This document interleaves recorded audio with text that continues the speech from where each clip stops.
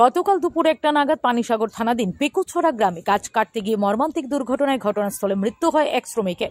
ঘটনার বিবরণে জানা যায় যে পেকুছড়া গ্রামের 5 নম্বর ওয়ার্ডের বাসিন্দা মৃত মনোরঞ্জন নাথের পুত্র রঞ্জিত নাথের বাড়িতে একটি বহু পুরাতন আম গাছ কাটতে শ্রমিক হিসেবে আসে বিলথই গ্রামের 2 নম্বর ওয়ার্ডের বাসিন্দা নজরুল হক, বয়স 45, পিতা মৃত জালাল উদ্দিন এবং বিলথই চাঁদপুর গ্রামের 5 নম্বর ওয়ার্ডের বাসিন্দা শঙ্কর নাথ, বয়স 18, পিতা প্রদীপ নাথ। বাড়ি মালিক রঞ্জিত নাথ জানান, ওদের বাড়িতে বহু পুরাতন একটি আম গাছ কাটতে গিয়ে ঘটে এই বিপত্তি।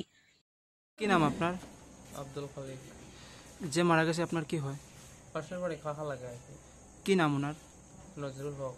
বাবার নাম? জালাল উদ্দিন। বাড়ি কোনখানে তাইনের? বিলতুই 2 নম্বর ওয়ার্ড। কি হয়েছিল ঘটনাটা? গাছ কাটাতে গেছিল আর কি, এখন তো হঠাৎ করিয়া গাছটা বাড়ি মারিয়া এনের নিচে ফেলাই দিছে। কোন জায়গায় গেছিল গাছ কাটাতে? পেকুছড়া।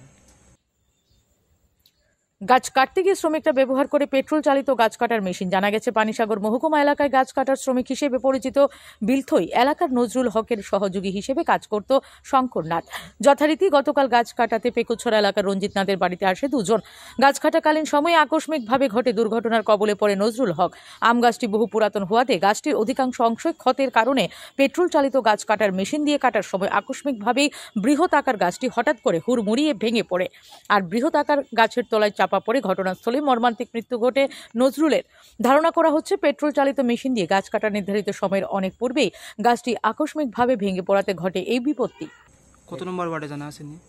সঠিক মানে এটা জানা নাই।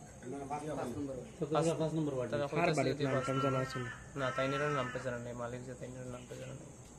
আচ্ছা, গাছ কাটার সময় ঘটনাটা কি তা হয়েছিল তখন? গাছ তো মানে খাটছে, এখন তো ঘটনা হিসেবে অনুভব করতে পারছে না যে এখানে 2টা গাছ আছে।